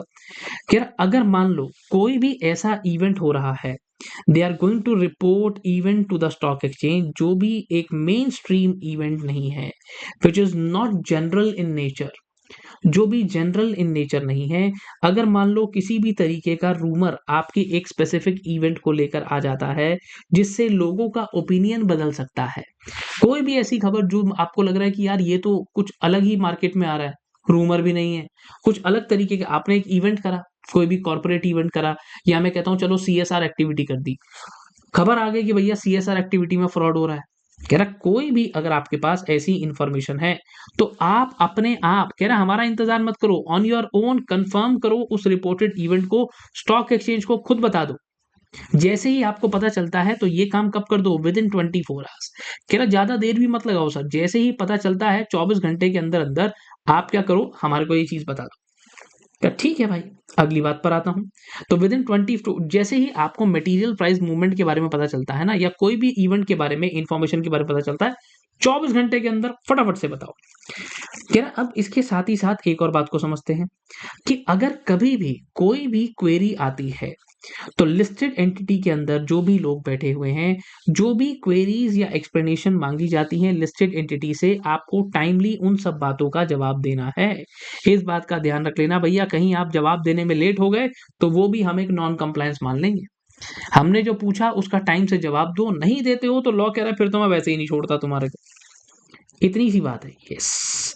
इसके साथ ही साथ अगर कभी भी ऐसी बात की जाए, तो लिस्टेड एंटिटीज को बोला गया कि आपको एक विंडो एडवर्टीजमेंट भी देनी पड़ेगी, जिसके लिए क्विक रिस्पांस कोड की हम लोग बात करेंगे। अब ये विंडो एडवर्टीजमेंट जो आपने दी है, इसे आप क्या करोगे, अपने वेबसाइट पर भी डालोगे। ये किसके लिए है, अगर कभी भी फाइनेंशियल रिजल्ट्स आप निकालते हो नॉन कन्वर्टेबल सिक्योरिटीज के लिए। कह रहा अच्छा ऐसा, यस ऐसा, रहने देते हैं, आगे बढ़ते हैं। अब बात निकल कर आती है एक्विजिशन ऑफ शेयर्स, यानी कि सास्ट वाले चैप्टर पर, यानी कि टेक ओवर पर।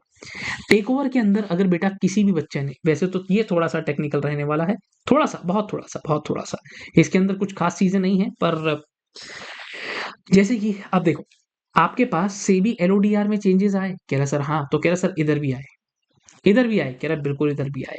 कह रहा यहाँ पर हमने कुछ चेंजेस किए हैं रिलेटेड टू ऑफर प्राइस को लेकर। कह रहा अच्छा, कह रहा यानी कि प्राइस ऑफ इक्विटी शेयर्स की अगर बात की जाए, तो उसके अंदर मटेरियल प्राइस मूवमेंट अगर आती है, यानी कि आपके पास क्या होता है सर, अगर मटेरियल प्राइस मूवमेंट देखने को मिलती है, एक्वायरर अगर किसी कंपनी को खरीदने जा रहा है, उस टारगेट कंपनी के शेयर्स के प्राइस में एकदम से बहुत ज्यादा उतार चढ़ाव देखने को मिलता है, तो तुरंत रिपोर्ट करो। है हाँ, कह रहा सर अगर ऐसा कोई भी इवेंट हो रहा है, तो आप हमारे को रिपोर्ट करना मत भूलना, बस कह रहा इतनी सी बात है, कुछ खास नहीं। आगे बढ़ते हैं। इनसाइडर ट्रेडिंग की अगर बात करें, तो इन्होंने क्या किया, सेबी ने आपके पास एक इंफॉर्मेशन होती है ना बेटा, इनसाइडर ट्रेडिंग में बहुत बात करते हैं हम यूपीएसआई के बारे में, अनपब्लिश्ड प्राइस सेंसिटिव इंफॉर्मेशन। अब इनके पास इंफॉर्मेशन निकल कर आई, वो कौन सी है, जनरली अवेलेबल इंफॉर्मेशन। इन्होंने बोला जनरली अवेलेबल इंफॉर्मेशन कौन सी है, ये वो वाली इंफॉर्मेशन है जो ऑलरेडी पब्लिक के पास एक्सेसिबल है, सभी लोगों को पता है, और इसके बीच में कोई डिस्क्रिमिनेशन नहीं है, इसके बीच में कोई भी अनवेरिफाइड इवेंट या इंफॉर्मेशन की बात हम लोग नहीं कर रहे हैं। हम ये कह रहे हैं ऐसी इंफॉर्मेशन जो सारी जनता को पता है।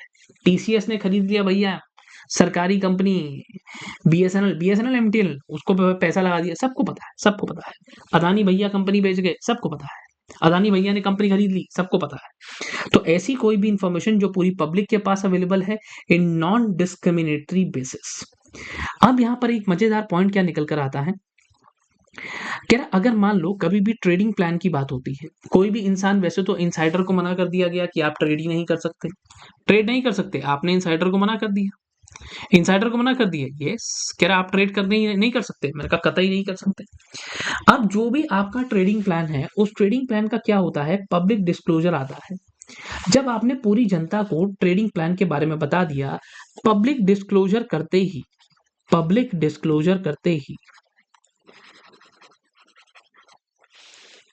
वहां से विद इन 120 कैलेंडर डेज या 120 डेज में लिखता हूं, 120 दिन के अंदर अंदर आपका ट्रेडिंग प्लान शुरू हो जाना चाहिए। आप एक इनसाइडर हो, इनसाइडर ट्रेड कैसे कर सकता है, ट्रेडिंग प्लान से कर सकता है। क्या सर 120 दिन के अंदर अंदर ट्रेडिंग प्लान को शुरू कर लो? क्या अब ट्रेडिंग प्लान के अंदर आपको क्या करना है, जब भी ट्रेडिंग प्लान आपको सबमिट करना है, उसके अंदर आप ये सारी बातों को लिखने वाले हो। कौन कौन सी? आप वैल्यू ऑफ ट्रेड, कितने के शेयर खरीदोगे, कितने नंबर ऑफ सिक्योरिटीज खरीदोगे, किस नेचर में खरीदोगे, लॉन्ग टर्म, शॉर्ट टर्म। कह रहा आपके पास डेट या टाइम पीरियड आपको बताना होगा, कितना टाइम पीरियड आप लेने वाले हो, जिसके अंदर मैक्सिमम 5 ट्रेडिंग डेज के अंदर आप अपना ऑर्डर एग्जीक्यूट कर लो। कह रहा प्राइस लिमिट आपको बतानी होगी, अगर मान लो कभी आपने बाय करना है या आपको सेल करना है। मैंने कहा अच्छा। कह रहा सर अब अगर आपको बाय करना है तो आपके लिए एक अपर प्राइस लिमिट दी जाती है। अच्छा। कह रहा सर मतलब जो लास्ट डे का, जिस दिन भी आपको बाय करना है तो लास्ट डे का जो क्लोजिंग प्राइस होगा उससे 20% ऊपर कर लेना, और अगर आपको सेल करना है तो आपको फिर से हम क्या करेंगे, एक लोअर प्राइस लिमिट देंगे। ओके, यानी कि उस दिन का जो भी क्लोजिंग प्राइस होगा वहां से 20%, यानी कि जो भी सर, जिस भी दिन आपको बाय करना है, आपको सेल करना है, डिसाइडेड है। हाँ, आपने टाइम बताया हमारे को, बिल्कुल टाइम बताया। उसके बीच में भी हम आपको और टाइम दे रहे हैं, यानी कि जो भी आपका स्पेसिफाइड डेट है, नॉट एक्सीडिंग 5 ट्रेडिंग डेज से ज्यादा नहीं। ठीक है, तो भी मैं आपको बोल रहा हूँ जो भी आपका प्राइस है उससे 20% ऊपर या 20% नीचे पे आप राजी रहने वाले हैं। ये सब बातें आपके ट्रेडिंग प्लान में लिखी होंगी जब भी कोई एक इनसाइडर हमारे पास ये सबमिट करेगा। ओह! ऐसा? जी हाँ, जी हाँ। और साथ ही साथ जो आपकी एक ट्रेडिंग विंडो की भी बात होती है, ट्रेडिंग विंडो तब अप्लाई नहीं होगी अगर आप अपने ट्रेडिंग प्लान के अकॉर्डिंग काम कर रहे हो, तो ट्रेडिंग विंडो आपके पास अप्लाई नहीं होती है। लॉ कहता है ट्रेडिंग प्लान फॉलो कर रहे हो, अगर आप ट्रेडिंग प्लान को फॉलो कर रहे हो, तो आपको ट्रेडिंग विंडो की जरूरत नहीं है,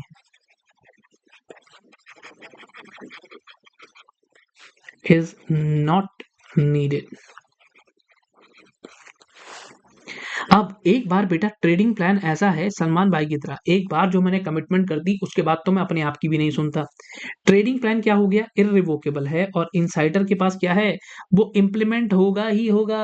कह रहा सर जब तक, अगर मान लो कोई भी इनसाइडर ऐसा है जो बंदा खुद बैंकरप्ट हो गया हो, या किसी तरीके से ऑपरेशन ऑफ लॉ, यानी कि वो बंदा भगवान जी को प्यारा हो गया, परमानेंटली इनकेपेबल हो गया, बैंकरप्ट हो गया, अनसाउंड माइंड का हो गया, तो लॉ कह रहा है ऐसे मामले में हम छोड़ देंगे। अदरवाइज ट्रेडिंग प्लान अगर एक बार अप्रूव हो जाता है तो आप उससे पीछे कदम नहीं हटा सकते। ओके, कह रहा अब इसके साथ ही साथ इनसाइडर को क्या करना होता है, अपना पूरे तरीके से एक प्राइस लिमिट आपको बतानी है। इनसाइडर के पास अपनी प्राइस लिमिट है ना कि इस टाइप पे खरीदूंगा, इनसाइडर एग्जीक्यूट करेगा तभी सिर्फ वो प्राइस लिमिट के अंदर अगर शेयर का प्राइस आएगा। कह रहा अच्छा, अब इनसाइडर ने क्या किया, एक टाइम प्राइस बताया 100 से 120 के बीच में मैं खरीदूंगा। ओके, कि भैया 100 से 120 में खरीदूंगा और इस पे जाके बेच दूंगा।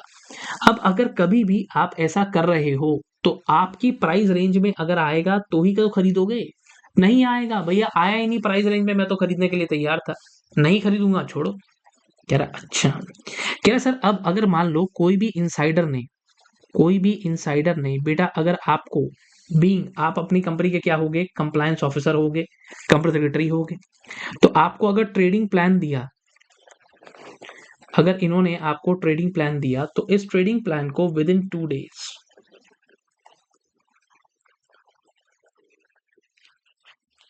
इन 2 ट्रेडिंग डेज के अंदर आपको इस ट्रेडिंग प्लान को क्या करना है, या तो अप्रूव करो या रिजेक्ट करो, या तो अप्रूव करो या रिजेक्ट करो, या तो अप्रूव करो या इस बात को आप सीधा सीधा रिजेक्ट कर दो।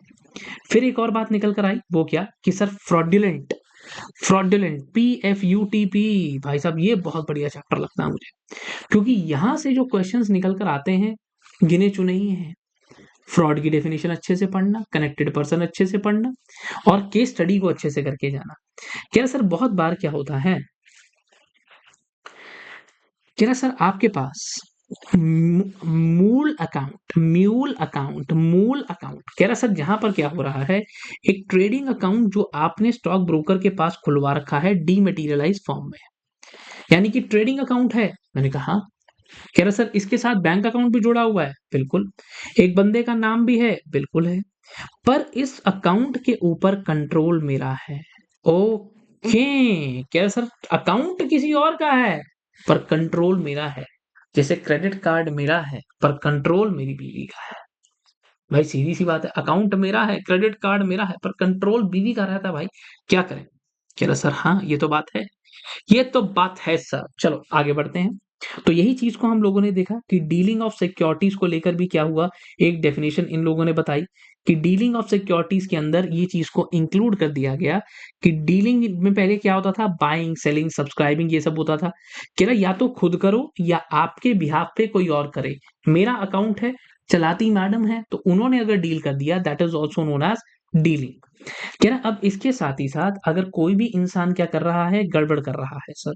मैं कहा ओके। कह रहा ये बात को और क्लियर किया गया कि अगर कभी भी किसी भी एसेट्स को सिफनिंग की जा रही है या मिस यूटिलाइज किया जा रहा है, कोई भी कंपनी ऐसी है जहां पर आपके पास पैसे को या एसेट्स को क्या किया जा रहा है, मिस यूटिलाइज किया जा रहा है या उनकी सिफनिंग की जा रही है। सर सिफनिंग बोले तो बेटा सिंपल सा फंडा, इलीगल तरीके से आप उस पर कोई काम कर रहे हो तो फिर क्या होगा, कह रहा सर जिससे आप क्या कर रहे हो, डायरेक्टली या इनडायरेक्टली मैनिपुलेट कर रहे हो price of securities of that company. कह रहा अच्छा ओके, ओके ओके ओके। क्या सर कोई भी इंसान ऐसा कोई भी काम नहीं करेगा, no person shall involve in such manipulative fraudulent या अनफेयर ट्रेड प्रैक्टिसेस। इसी बात की एक्सप्लेनेशन यहां पर दी गई है। अच्छा मतलब सर किसी भी तरीके से जो आपका पैसा है या आपकी अर्निंग्स हैं, आपकी कंपनी के एसेट्स हैं, इनके साथ जो भी खास तौर पे कंपनियां लिस्टेड हैं उनके साथ कोई भी डिवाइस ऐसा नहीं चलना चाहिए जिससे बुक्स ऑफ अकाउंट्स हो, चाहे फाइनेंशियल स्टेटमेंट्स हो, चाहे पैसे हो, चाहे कंपनी की अर्निंग्स हो, कहीं भी छेड़खानी नहीं होनी चाहिए। बिल्कुल सही, बिल्कुल सही। फिर बात निकल कर आती है बेटा डीलिस्टिंग की। डीलिस्टिंग की, हाँ उन्होंने क्या किया, साफ साफ बताया कि आपके पास दो डेफिनेशन हमने यहाँ पर ऐड कर दी। पहली आती है फिक्स्ड डीलिस्टिंग प्राइस, यानी कि आपके पास पूरा पूरा फिक्स्ड प्राइस यहाँ पर ऑफर किया जा रहा है। कह रहा ओके। कह रहा इन्वेस्टमेंट होल्डिंग कंपनी, यानी कि एक कंपनी है ना जो होल्ड करती है इन्वेस्टमेंट, किसमें, कह रहा सर किसी भी लिस्टेड या किसी और कंपनी में, यानी कि एक कंपनी ऐसी जो जिसकी बहुत सारी जगहों पे इन्वेस्टमेंट है और वो उस इन्वेस्टमेंट को होल्ड करे बैठी है, दैट्स इट। क्या सर अब आपको क्या करना है, दूसरा आता है एस्क्रो अकाउंट। एस्क्रो अकाउंट की अगर मैं बात करता हूं तो फिर क्या आया, कह रहा sir that is being substituted. मैंने कहा वो क्या यार, कह रहा सर रिप्लेस कर दिया। मैंने कहा कैसे कैसे कैसे, कह रहा सर यहां पर कुछ चेंजेस आ गए कि एक्वायरर अगर कभी भी आता है तो बेटा फिर ये बोला जाता है कि आपको एक इंटरेस्ट बेरिंग एस्क्रो अकाउंट खोलना होता है बैंक के पास। कितने टाइम में, जैसे ही आपको शेयर होल्डर अप्रूवल मिला, जैसे ही आपको शेयर होल्डर अप्रूवल मिला, तो शेयर होल्डर अप्रूवल मिलते ही यहां से विद इन 7 डेज,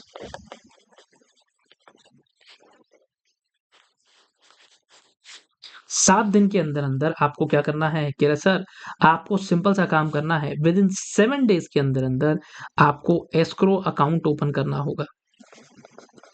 कह रहे ये एस्क्रो अकाउंट किसी भी बैंक के पास खुलवा लेना यार, scheduled commercial bank, schedule 2 of RBI, जिसके अंदर आपको कम से कम 25%, 25% ऑफ टोटल कैलकुलेशन आपको यहाँ पर पैसा होना चाहिए आपके पास। भैया आप डी लिस्टिंग कैसे करवा रहे हो, कह रहा सर आपके पास रिवर्स बुक बिल्डिंग से करवा रहे हो, अगर रिवर्स बुक बिल्डिंग से हो रही है या कैसे हो रही है, फिक्स प्राइस से हो रही है। कह रहा सर अगर रिवर्स बुक बिल्डिंग से हो रही है तो नंबर ऑफ इक्विटी शेयर्स जो भी आउटस्टैंडिंग है आपके पास क्या करोगे, कह रहा सर ठीक है उसको मल्टीप्लाई कर लेना किससे, फ्लोर प्राइस से, और अगर फिक्स प्राइस से हो रही है तो सीधा सा फंडा number of shares outstanding multiply कर लेना जो भी आपका फिक्स प्राइस है उससे। और अगर रिवर्स बुक बिल्डिंग है तो फ्लोर प्राइस से, इधर है तो फिक्स प्राइस से, छोटा सा फंडा है बेटा। अब इससे पहले कि आप अपनी पब्लिक अनाउंसमेंट दो और जाके ढोल पीटो, तो आपको ये बोला गया कि भैया एक्वायरर को क्या करना है, अपने एस्क्रो अकाउंट में बचा हुआ जो पैसा है, कह रहा 25% तो मैंने आपसे वहां ले लिया, कि आपको क्या करना है, आपको एटलीस्ट 25% डिपॉजिट करना है। तो एस्क्रो अकाउंट में यहाँ 25% क्या करना है, डिपॉजिट करना है। ओके, इसके साथ ही साथ यहाँ पर क्या करना है, क्या सर यहाँ पर आपको डिपॉजिट कितना होगा, रिमेनिंग 75%,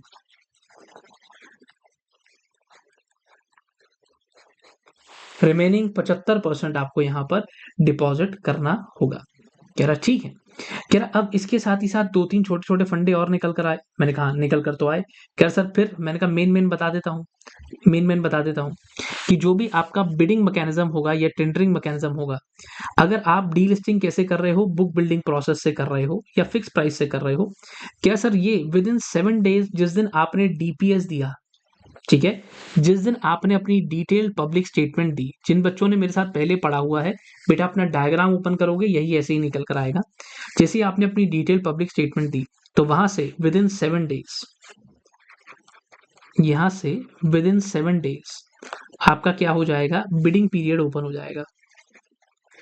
और जो ये आपका बिडिंग पीरियड है, जो ये आपका बिडिंग पीरियड है जिसमें सब लोग आकर बिड लगाएंगे, इट शैल रिमेन ओपन, ये ओपन रहेगा कितने टाइम के लिए, for 5 working days, 5 working days के लिए ओपन रहने वाला है। ठीक है, इसके साथ ही साथ हम लोगों ने और क्या देखा, क्या सर आपके पास जो भी आपका रिजल्ट रहता है, जो भी आपका आउटकम रहता है of the book building process, उसको जैसे ही आपकी बुक बिल्डिंग बंद हुई, बिडिंग पीरियड बंद हुआ, बिडिंग पीरियड बंद होते ही जैसे ही ये क्लोज हो जाता है, विद इन 2 आवर्स रिजल्ट आप हमारे को बता दोगे कि भैया क्या हुआ, आपका जो बुक बिल्डिंग था वो सक्सेसफुल हुआ भी है या वो फेल कर गया है। ठीक है, जो भी एक्वायरर होगा वो विद इन 2 वर्किंग डेज, अब यहाँ पर एक और काम निकल कर आ रही है, एक और काम निकल कर आ रहा है, जो भी आपका मैनेजर टू ऑफर होगा वो बंदा within 2 working days from the closure of bidding period, उसे क्या करना होगा, बिडिंग पीरियड या जैसे भी रहता है वो एक टेंडरिंग पीरियड, तो आपका एक पब्लिक अनाउंसमेंट देने वाला है सेम न्यूज़पेपर के अंदर, किस चीज को लेकर, वही इंग्लिश और वही रजिस्टर्ड वाला, और सॉरी वर्नाकुलर वाला, रीजनल वाला, जिसमें भी आपने अपनी डिटेल पब्लिक अनाउंसमेंट दी थी सेम न्यूज़पेपर के अंदर, और ढोल बजाकर सबको बताएगा ऑफ द सक्सेस और failure of fixed price delisting process. कह रहा अच्छा ये बात है, यस। कह रहा अब जो भी आपके शेयर होल्डर्स हैं सर वो सारे के सारे पार्टिसिपेट कर सकते हैं, yes yes, they are entitled to participate. जो भी आपका प्रोसेस रहता है, चाहे फिक्स प्राइस रहे चाहे रिवर्स बुक बिल्डिंग रहे, शेयर होल्डर दोनों में ही पार्टिसिपेट करेगा। कह रहा सर अब मजेदार बात निकल कर आती है, वो क्या निकल कर आती है, फ्लोर प्राइस को लेकर बात आई, फ्लोर प्राइस को लेकर, यस, यानी कि इसके लिए आपको अब कभी भी जो एक्वायरर है, एक्वायरर कौन है बेटा, जो कंपनी खरीदने के लिए जा रहा है, अगर कोई भी एक्वायरर कंपनी खरीदने के लिए जा रहा है तो जो भी आपका वॉल्यूम वेटेड एवरेज प्राइस निकल कर आता है, जो भी एक्वायरर ने पिछले 52 वीक्स में दिया है अभी तक, उसको कैलकुलेट करोगे। जब एक्विजिशन करने गए तो एक्वायरर ने पीएससी के साथ मिलकर पिछले 26 हफ्तों में कौन सा हाईएस्ट प्राइस, ये क्या हो रहा है, वॉल्यूम वेटेड एवरेज प्राइस, और ये कह रहा है पिछले 26 वीक्स में जो आपने हाईएस्ट प्राइस पे किया है, highest price paid, yes highest price paid. फिर ये बात निकल कर आई, कह रहा फिर उसके बाद एक और प्राइस निकल कर आएगा, वो क्या, adjusted book value, adjusted book value का, ये इसके साथ ही साथ जो आपके 60 ट्रेडिंग डेज मुझे देखने हैं, जो आपकी रेफरेंस डेट होगी उससे 60 ट्रेडिंग डेज में पीछे जाऊंगा और वहां पर आपका volume weighted average market price निकालूंगा। ठीक है, कह रहा सर इसके साथ ही साथ एक इंडिपेंडेंट वैल्यूअर भी लेकर आओ, और वो भी क्या करेगा, हमारी बुक वैल्यू को देखते हुए अपनी ट्रेडिंग भाई जो वैल्यूएशन मैट्रिक्स है वो लगाएगा। क्या सर ये फंडा निकल कर आएगा का, अच्छा तो एक बात बताओ, ये एडजस्टेड बुक वैल्यू के बारे में तो आपने कुछ बताया नहीं, ये लो यार, अगर आपको एडजस्टेड बुक वैल्यू निकालनी है तो उसको ऐसे निकाला जाता है ABCD माइनस L। अब adjusted book value of company को अगर कैलकुलेट करना है तो सबसे पहले क्या आता है, जितने भी एसेट्स आपके हैं उन सारे एसेट्स की बुक वैल्यू आपको यहाँ पर लेनी होती है। अच्छा, ओके। अब इसके अंदर से हम लोग क्या करते हैं, माइनस कर सकते हैं। क्या क्या माइनस कर सकते हैं? वो सब चीजें माइनस कर सकते हैं, जैसे कि जो भी अमाउंट, जो आपका क्या कहते हैं अनअमोर्टाइज अमाउंट है या डेफर्ड एक्सपेंडिचर है। क्या अब इसके साथ ही साथ जो भी आपकी ज्वेलरी या आपका आर्टिस्टिक वर्क है, अगर वो हम उसे ओपन मार्केट में बेचेंगे तो फिर उसका क्या प्राइस आएगा, उसकी एक वैल्यूएशन रिपोर्ट निकाल कर ले आना। This is point number B. क्या अगर आपके जो शेयर्स हैं, मैं कहता हूं कि वो कंपनी के जो शेयर्स हैं वो अनकोटेड हैं बेटा, बहुत आसानी से बिकते नहीं है मार्केट के अंदर, तो इंटरनेशनली एक्सेप्टेड मेथड्स के हिसाब से उनकी फेयर वैल्यू निकलवा लेना। अगर देखो वो फ्रीक्वेंटली ट्रेड होते हैं तब तो कोई दिक्कत ही नहीं है, तब तो आपको स्टॉक एक्सचेंज पे दिख जाएंगे वैल्यूएशन डेट से, उसको निकाल लो। पर अगर वो बिकते ही नहीं है आसानी से, दे आर इनफ्रीक्वेंटली ट्रेडेड, तो फिर क्या होगा? तो कह रहा सर आपको ये काम करना पड़ेगा, मतलब कि वैल्यूएशन रिपोर्ट चाहिए।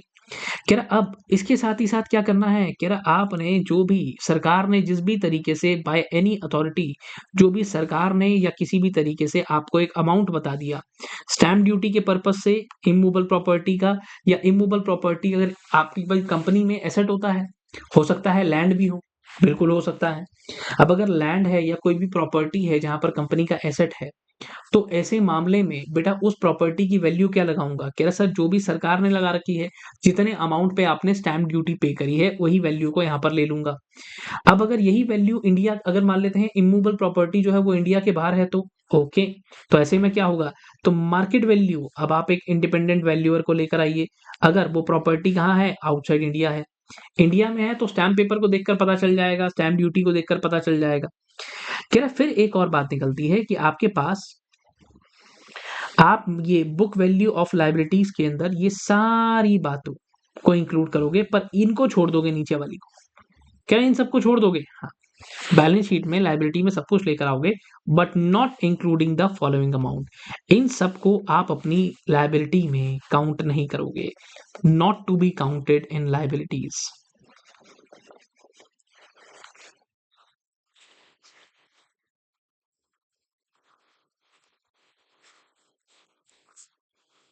ओके, ये बात निकल कर आती है। अच्छा सर इसमें क्या क्या आता है?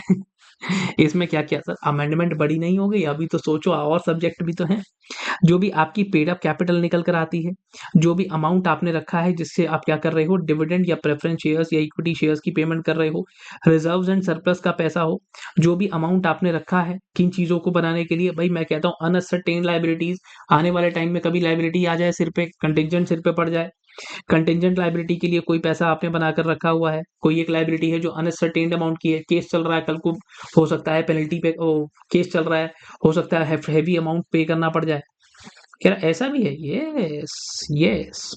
देखो अब इसके साथ साथ हम लोगों ने और क्या देखा, कि अगर कभी भी, ठीक है, अगर कभी भी आप बात करते हो फ्लोर प्राइस की, तो फ्लोर प्राइस कैलकुलेट कब किया जाएगा? कह रहा जिस दिन आपने अपनी पब्लिक अनाउंसमेंट दी, ठीक है, अगर उसी दिन पे, अगर before closure of market hours. कह रहा अब यहाँ पे क्या हो रहा है, कह रहा अब आपने ट्रेड कब किया, नेक्स्ट डे ऑफ आईपीओ, तो अब क्या क्या होगा? कह रहा सर कोई बात नहीं, तो जब भी आपने क्या किया, या तो आपने जिस दिन अनाउंसमेंट दी, जिस दिन आपने अनाउंसमेंट दी, तो सर उस दिन ना छुट्टी थी, तो फिर क्या करें? मैंने कहा कोई बात नहीं है, कोई बात नहीं, कोई बात नहीं। अगर कभी भी फ्लोर प्राइस जो ऊपर कंप्यूट करने की बात की गई वो कहाँ से करेंगे? क्या सर सीधा सीधा अगर बाजार खुला हुआ था तब तो अच्छी बात है, कह रहा नहीं तो अगर बाजार बंद था तो अगले दिन का ले लेना, अगले दिन का ले लेना, अगले दिन का ले लेना। यहाँ पर कुछ खास चीजें नहीं है, जैसे कि आपके पास जो भी तरीका था फ्लोर प्राइस का, वो आप अपने ऑफर लेटर में बताओगे। फिर ले आता हूं आपको इधर,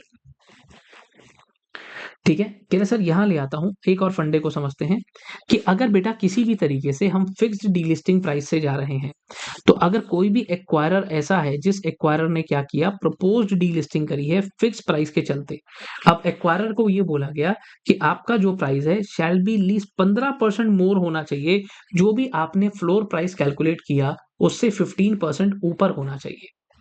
ओके, कह रहा सर अगर मान लो, अगर आपकी कंपनी, जिस कंपनी को आप खरीदने जा रहे हो उसके शेयर्स फ्रीक्वेंटली ट्रेड होते हैं, तो के तो हम एक्वायरर को बोलते हैं कि भैया आप फिक्स प्राइस प्रोसेस लेकर आ सकते हो। ओके, पर इस दौरान अब एक्वायरर ने अगर मान लो ऑफर निकाल दिया, और ऑफर निकालने पे बड़ी सारी दुनिया दौड़ के भाग के एक्वायरर के पास आ गई। तो और जो भी प्राइस आपको दिया गया है, तो acquirer shall be bound to accept equity shares offered in delisting. आपके प्राइस के अंदर अंदर अगर वो आ रहा है, जो प्राइस आपने दिया उस प्राइस पे अगर सामने वाला आ गया तो मना नहीं कर सकते। अब कितने बंदे आ गए? कह रहे सर अगर post offer share holding acquirer की जो है वो चलते चलते 90% हो गई भैया। इतने बंदे आ गए हैं कि एक्वायरर को शेयर देने के लिए कि एक्वायरर की शेयर होल्डिंग 90% पहुंच रही है, प्राइस भी वही है। तो कह रहा सर ठीक है, ठीक है। कह रहा आपके पास एक्वायरर की शेयर होल्डिंग कितनी पहुंच रही है? मैंने कहा 90% पहुंच रही है। कह रहा अब now you are bound to accept, मना नहीं कर सकते। मैंने कहा ऐसा? यस। कह रहा बहुत बार ऐसा भी होता है कि अगर बुक बिल्डिंग की हम लोग बात करें तो एक काउंटर ऑफर भी आ जाता है। हाँ। अब यहाँ पर क्या हो रहा है कि आपका काउंटर ऑफर भी दिया जा सकता है। एक्वायरर किसको दे सकता है? Public share holder. कि भाई वो नहीं माने, कोई बात नहीं, आपने 100 रुपए बोले, नहीं माना, आपने कहा चलो 120 दिए, 120 दिए। कह रहा सर अच्छा ऐसा भी है? यस, ऐसा भी होता है कि आप डीलिस्टिंग की बात करते हो, आपने 100 बोला, नहीं माना, आप प्राइस बढ़ाओगे ना बेटे? आप प्राइस बढ़ाओगे? बिल्कुल बढ़ाएंगे। कह रहा सर ठीक है। तो जब भी काउंटर ऑफर आप दोगे, it should be not less than 75% और 50% ऑफ पब्लिक शेयर होल्डिंग। कह रहा अच्छा ऐसा भी है? ये जो भी आप पोस्ट इशू के लिए ऑफर दे रहे हो वो इतने के लिए कम से कम होना चाहिए। और जो आपका बिडिंग पीरियड आपने दिया, आपने लोगों को बोला आ जाओ बिड लगाओ भैया, 100 रुपए 100 रुपए 100 रुपए, ठीक है, 100 रुपए 100 रुपए 100 रुपए। अब यहाँ पे क्या हो रहा है? कह रहा सर पर अब हमने आपको 2 वर्किंग डेज यहाँ पर प्रोवाइड किए कि जैसे ही आपका बिडिंग पीरियड खत्म हो जाता है, बिडिंग पीरियड आपका खत्म हो जाता है, तो अब क्या होने वाला है? कह रहा सिंपल सा काम, सिंपल सा काम, 2 दिन के अंदर अंदर आपके पास मौका है, बिडिंग पीरियड खत्म होते ही काउंटर ऑफर आप दे सकते हो।